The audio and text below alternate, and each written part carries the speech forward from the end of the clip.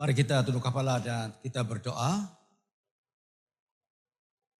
Bapa di surga, sekali lagi kami mau mengucap syukur.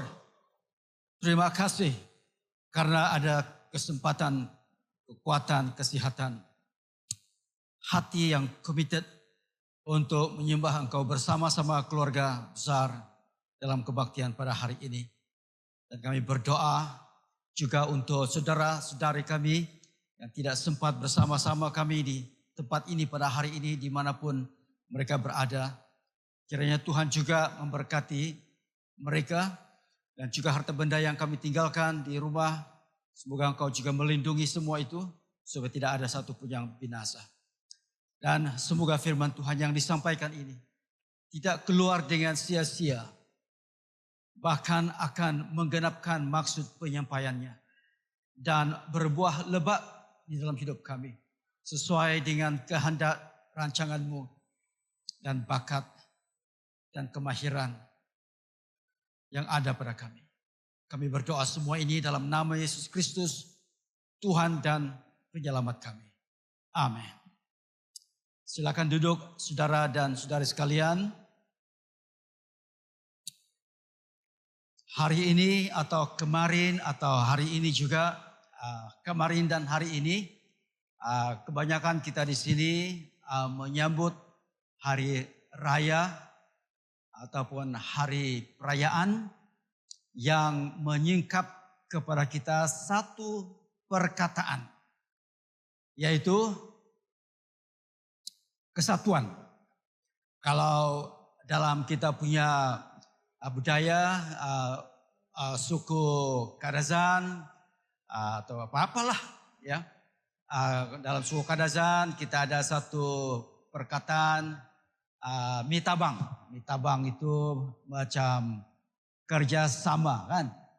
Jadi dalam setiap perayaan kita normally lah akan menekankan pentingnya kerjasama.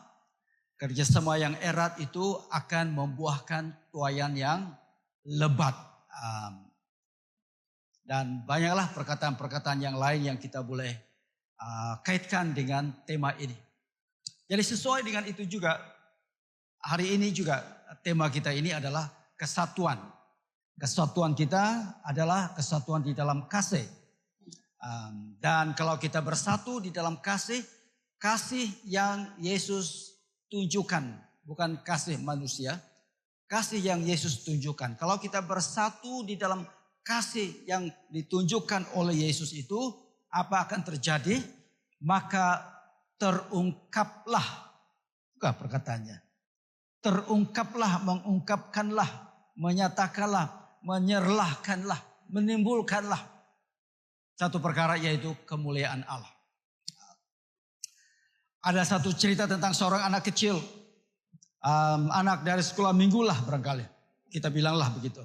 Anak kecil yang mau mengangkat pengertiannya tentang Allah ini, Allah yang mulia ini, Allah yang perkasa ini, Allah yang besar ini. Dia mengatakan Allah kita itu adalah Allah yang hebat, yang besar, yang mulia. Dia boleh memasuki, dia boleh mendiami, dia boleh tinggal dalam diri setiap orang. Dan dia kata itu adalah hebat, itu perkasa, itu mulia itu. Dan andainya dia seperti itu ada di dalam kita, katanya, sudah tentunya lah orang akan dapat melihat kemuliaannya. Sudah tentulah manusia akan dapat melihat kebesarannya. Sudah tentunya lah manusia akan dapat melihat kekuatannya. Terserlah. Maksudnya bagi kita sebagai orang yang dewasa, barangkali kita masih lagi mau menerjemahkan kemuliaan kebesaran Allah itu dengan rasional kita, dengan logik kita, rahasia di sebalik kemuliaan Allah itu.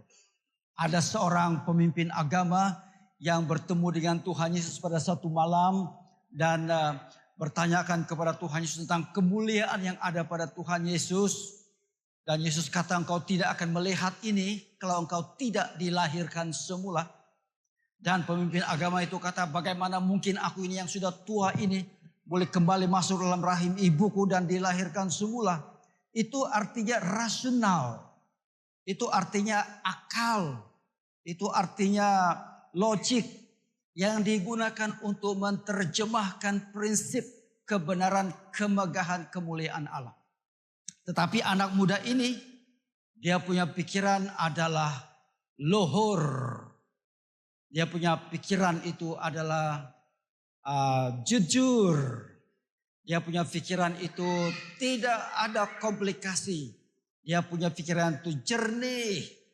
Bila saja dia ajar tentang kemuliaan Allah, bila saja dia ajar tentang kebesaran Allah, dia boleh mengertinya. Dan saya haraplah pada hari ini, bila saya bercakap tentang tema ini, bersatu di dalam kasih mengungkapkan kemuliaan Allah, saya haraplah kita juga boleh mengenakan pikiran yang seperti anak-anak kecil, yang jujur, yang lurus dan sebagainya. Saudara, bagaimanakah kita boleh mengungkapkan kemuliaan Allah? Kuncinya adalah kita mesti bersatu di dalam kasih. Jadi ini adalah satu ungkapan yang sangat filosofikal, yang sangat memerlukan pendekatan ilmiah, yang sangat memerlukan pendekatan otak yang bergeliga. Tetapi biarlah pada hari ini, bila kita mendengar firman Tuhan ini, kita juga dapat menerjemahkannya di dalam hidup kita. Jadi itulah tema kita hari ini, saudara. Bersatu di dalam kasih, mengungkapkan kemuliaan Allah. Ini adalah satu tempat. Tema ini adalah satu cara kita untuk dapat memasuki kehendak Yesus dalam hidup kita. Bagaimanakah kita boleh mengerti tema ini dengan lebih lanjut? Kita gunakan pembacaan Injil yang telah dibacakan kepada kita sebentar tadi. Dalam ayat yang ke-20 sampai ayat yang ke-21, Yesus, saya baca sekali lagi, Yesus mengatakan seperti ini. Dan bukan untuk mereka ini sahaja aku berdoa, tetapi juga untuk orang-orang yang percaya kepadaku oleh pemberitaan mereka, supaya mereka semua menjadi satu sama seperti Engkau, ya Bapa, di dalam aku dan aku di dalam Engkau, agar mereka juga di dalam kita, supaya dunia percaya bahwa Engkaulah yang telah mengutus aku. Jadi satu ayat, dua ayat yang kalau kita tidak bagi fokus, kalau kita tidak bagi satu penekanan pikiran untuk memusatkannya, mungkin banyak perkaralah yang kita boleh perkatakan. Tetapi sesuai dengan tema kita hari ini, Yesus di sini berdoa. Dia kata, dan bukan untuk mereka ini saja. Yang mereka nomor satu ini adalah merujuk kepada murid-muridnya. Kan kalau kita lihat dari ayat 1, Yesus berdoa, panjangkan 26 ayat.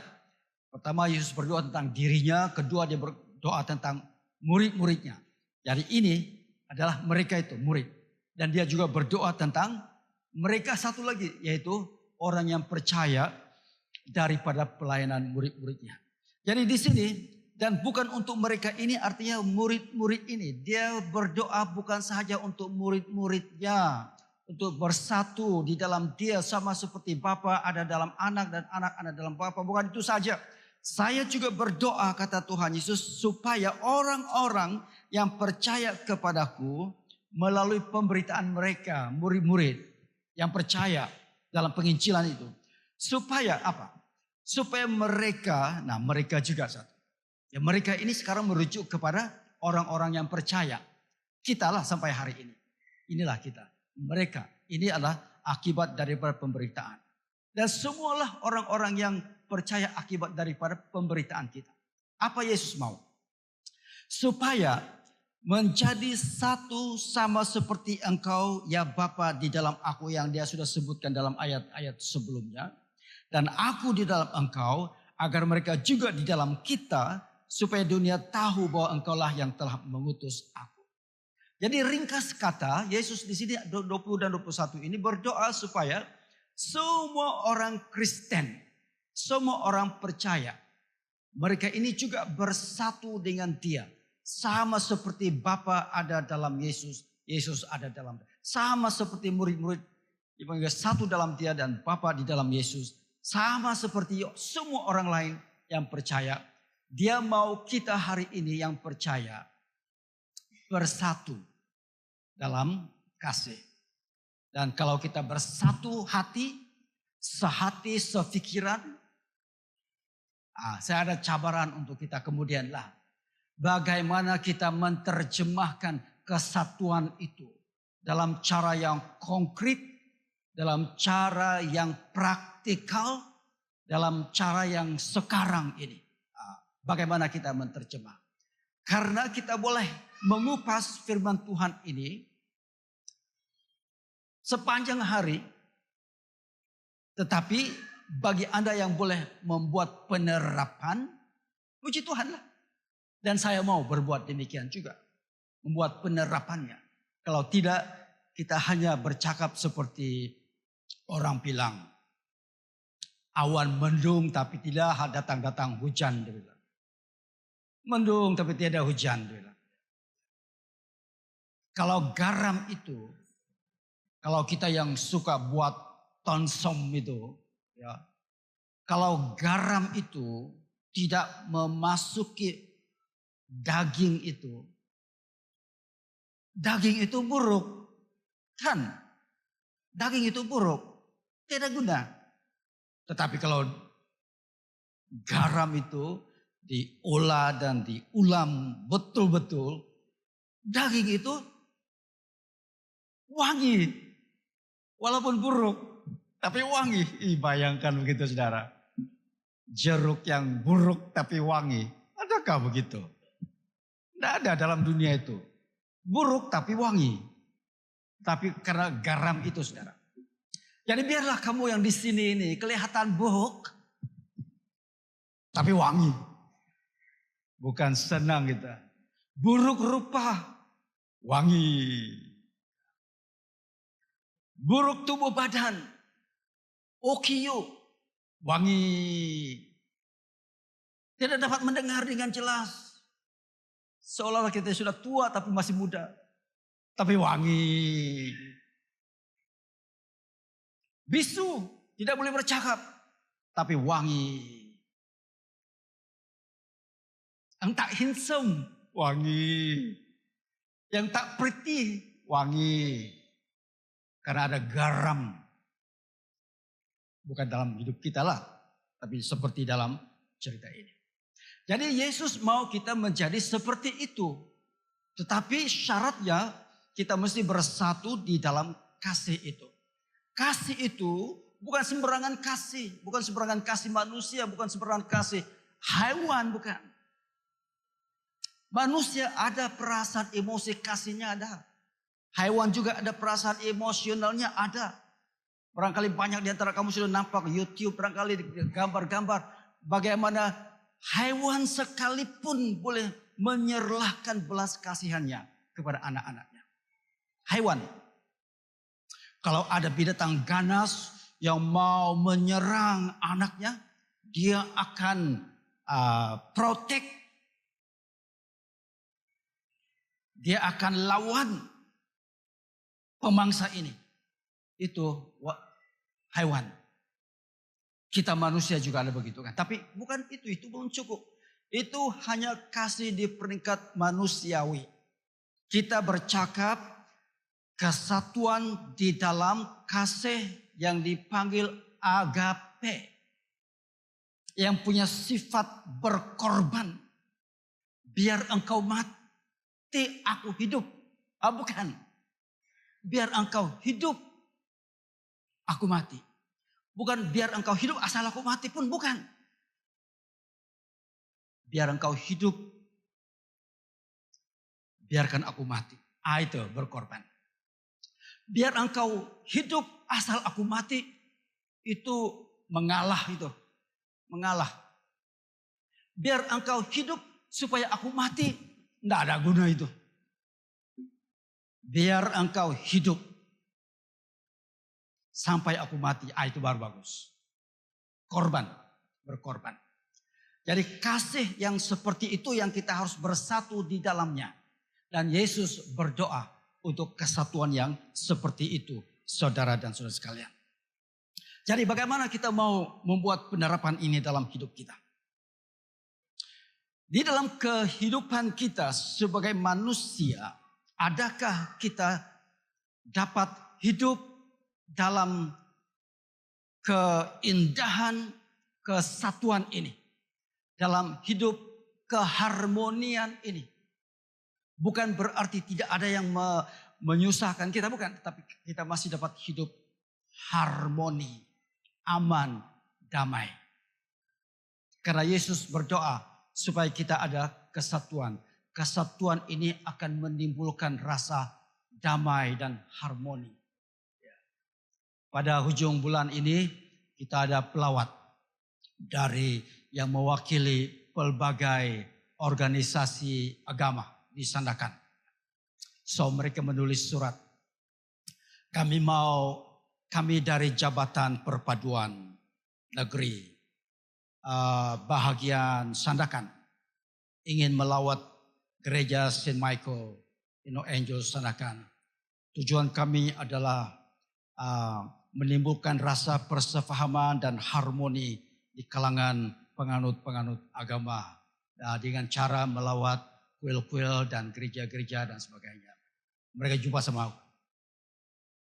Jadi dalam hatiku kan, macamlah aku udah tahu apa itu kesatuan harmoni. Saya kasih tahu mereka juga lah.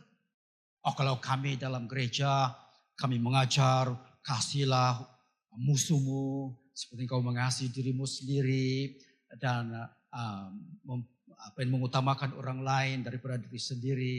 Jadi lawatan kamu ini sudah pasti akan membuat kami lebih megah karena tersenarai dalam lawatan gereja-gereja kamu.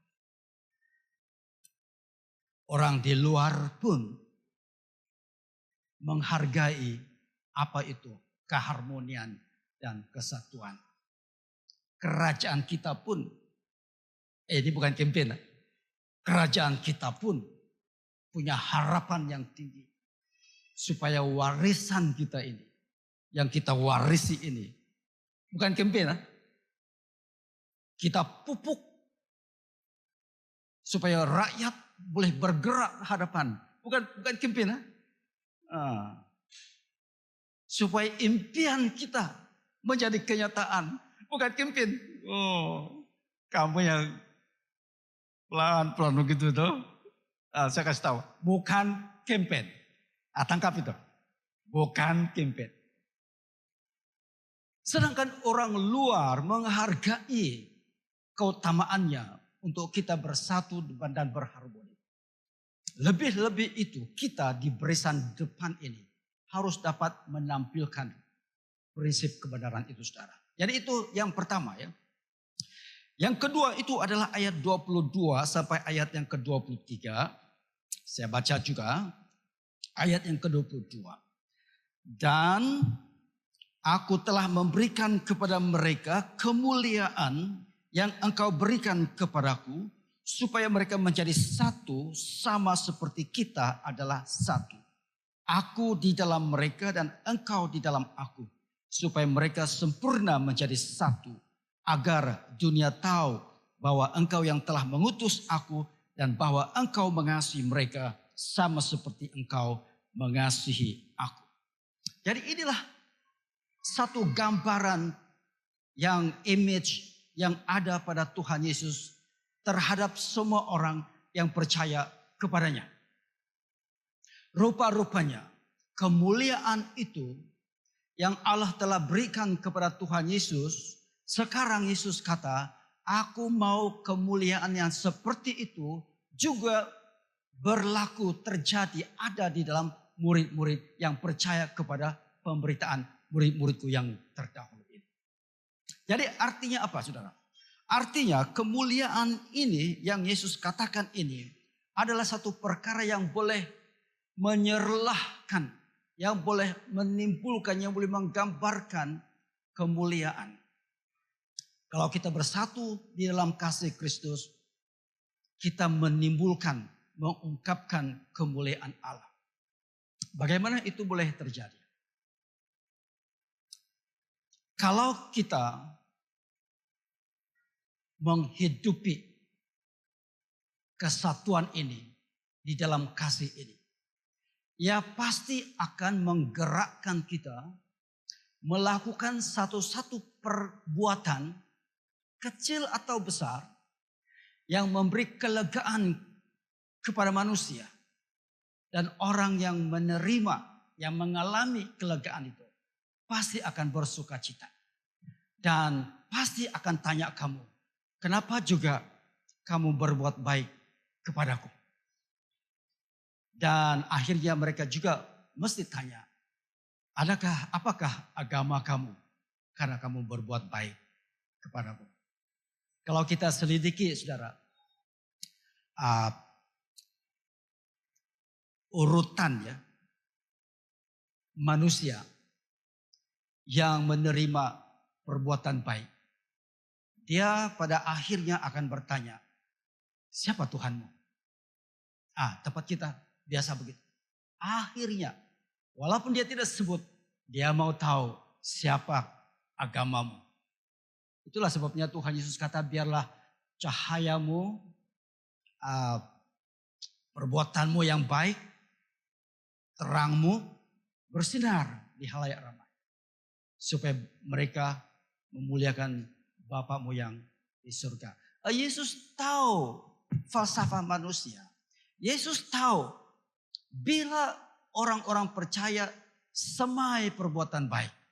Bila orang-orang percaya tabur perbuatan baik. Orang-orang di sana akan menghargainya. Dan mereka kata, inilah mereka, Tuhan mereka seperti itu. Mereka akan menghargai.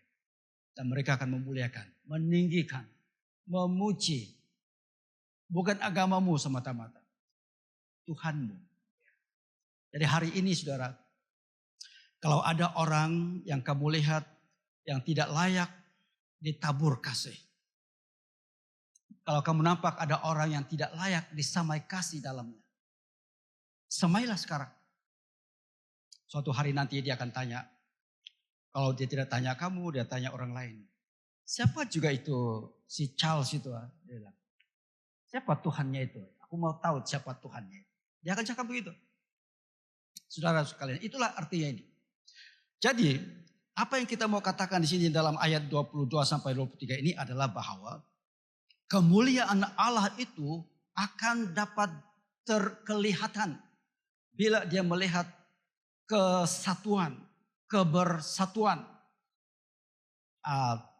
mitabang, kerjasama yang erat dalam jemaatnya. Itu kita bercakap, berligar dalam alam falsafah perkataan. Bagaimana? Yang konkretnya. Saya mau bagi tahu.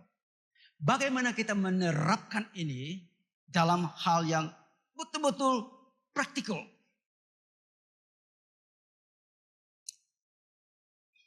Ambil yang kecil dulu lah ya. Sekarang kita ini sedang memungut bukan sumbangan lah, sumbangan kasih daripada jemaat. Karena kita mau menukarkan mixer control kita di gereja yang sudah agak bukan usang lah, tapi agak veteran sudah. Jadi kita mau beli yang baru.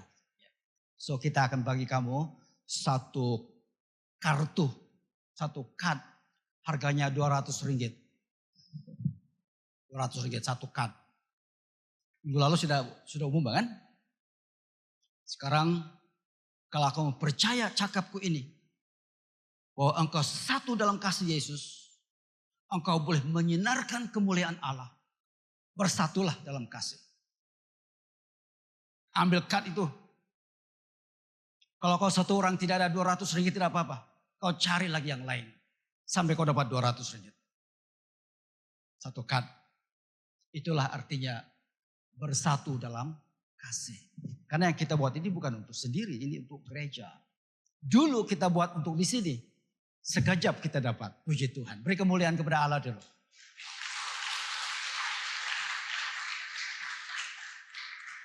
Itu dalam diwan gitu, baru itu, mixer control kita baru itu. Sekarang kita buat lagi untuk gereja. Besok-besok kita akan pukul derma yang lebih tersusun untuk House of Angels. Pada 20 hari bulan September ini kita akan ada larian joy, larian sukacita. Bermula di Vision School di Sibuga. Kita akan berjalan atau berlari terserah lah. Yang penting 7 km atau 5 km. Kita perlukan penyertaan 500 orang. Saya tahu banyak larian ini sekarang. Ada larian Walk for Jesus, ada larian St. Michael lagi, sekolah St. Michael. Sekarang kita ada larian sendiri. Mana yang kau sokong? Kita sokong semua lah kan. Tapi yang paling dekat di hatiku sekarang ini adalah yang 20 hari bulan September itu. Kita punya larian. Jadi saya berjenaka lah di St. Gabriel tadi. Waktu larian itu kan, saya akan ambil drone. Aku akan tangkap semuanya ikut larian tuh. Tengok mana wajah-wajah dari St. Michael BM Service. Wah, mana dari St. Gabriel aku bilang. Mana dari Seguntur aku bilang. Kamu tahu sudah apa yang aku buat kan? Kalau kamu mau tunjukkan kesatuan kamu dalam iman, dalam kerangka ini yang sangat suci ini. Wajahmu tiada dalam drone itu. Aku cari kamu. Itu separuh jenakalah gitu kan.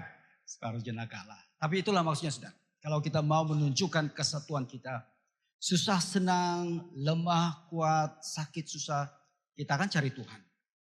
Karena kita setia di dalam Tuhan. Dan kalau kita buat itu, orang ramai akan nampak itu. Sudahlah larian satu lagi. Larian satu siapa? Semua orang Kristen. Dan mereka, kesatuan mereka sangat kuat lah. Dan itu dengan sendirinya boleh menyerlahkan kemuliaan Allah. Yang ketiga ini adalah daripada ayat 24 sampai 26 sudah dibacakan kepada kita sebentar tadi.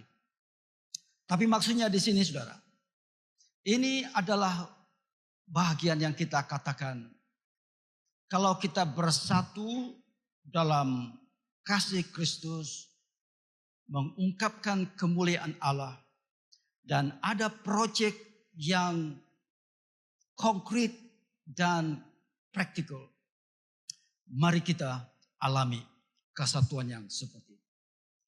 Sebab bila kita mengalami kesatuan seperti itu dan dari dalam sanubari isi hati kita, situ keluar satu emosi yang besar, yang sangat kuat. Kamu tidak boleh elak itu. Kamu mesti akan bercakap kepada orang lain tentang apa yang kamu lakukan. Dan kalau perbualanmu itu memuliakan nama Tuhan, ada orang yang sedih akan dihiburkan. Ada orang yang rasa tercicir dari gereja, terasa dia disambut kembali. Ada orang yang sudah lama tidak pergi gereja, terasa ada satu bahang panas membawa dia masuk ke dalam gereja. Saya terpikir suatu hari nanti untuk membuka gereja ini 24 jam. Satu hari 24 jam. Dan kita ada kita ada jaga juga. Tujuannya apa? Kita akan beritahu kepada masyarakat gereja St. Michael in All Angels Sandakan membuka pintu gerejanya pada sekian hari dari jam ini kepada jam ini. Sesiapa jemaat, sesiapa saja yang mau masuk ke dalam gereja ini dan berdoa, merasakan sentuhan Tuhan, Anda boleh masuk di sana. Berdoa. Dan kita haraplah kan kita doakan ruang ini sangat diurapi. Ruang ini sangat diurapi. Ruang itu boleh mengubah hati. Malam tadi saya membaca satu kesaksian M yang masuk Kristen. seorang ibu yang ibu tunggal. Dia masuk ke satu gereja dan tiada orang dalam gereja itu katanya. Tapi dia masuk dalam gereja. Dan dia berdoalah, kalau engkau benar-benar ada, kau ubah keadaanku katanya. Dan dia keluar sedih. Bila dia mendongak ke atas, dia tahulah gereja mana itu kan. Dia nampak di sana ada mural. Mural ini macam lukisan lah. Mural yang Yesus disalibkan di siling gereja itu. Dan dia mendongak ke atas sambil keluar. Dia nampak itu mata kan terbuka. Tapi bukan menakutkan. Dia seperti ada welcoming punya mata. Dan dia menerjemahkan mata itu adalah mata yang tahu keadaannya. Dan mata itu seperti menjemput dia kepadanya. Dan biasanya mural kan, mural lah, ini lukisan. Dia keluar dari gereja itu, dia renung kembali. Dan hari ini dia seorang Kristen. Dan bukan di Malaysia, ingat yang ngambil video-video deh, yang sengaja gitu. Bukan di Malaysia, ini di Eropa. Dia dari Iran. Yang buat kesaksian itu adalah anaknya. Dia keluar, semua anak-anak jadi Kristen sebab ibunya. Hai ibu-ibu, kamu boleh melakukan demikian juga. Anak-anakmu percaya kepada Tuhan karena kamu punya kesaksian itu. Ada pengalaman ya. Pengalaman penting untuk kita mengalami sebenarnya apakah yang Yesus maksudkan di sini. Jadi sebagai penutupnya saudara dan saudara sekalian. Yesus mau pertama kita bersatu dalam kasih.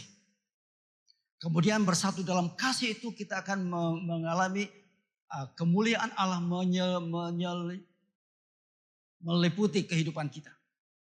Dan bila kita sudah mengalami itu dan kita melakukannya di halayak ramai, orang akan mendapat ilham, inspirasi. Mereka akan memuji Tuhan. Dan inilah yang kita mau terjadi kepada kita. Jadi hal ini tidak akan berlaku kalau tidak ada manusia yang menghidupkannya.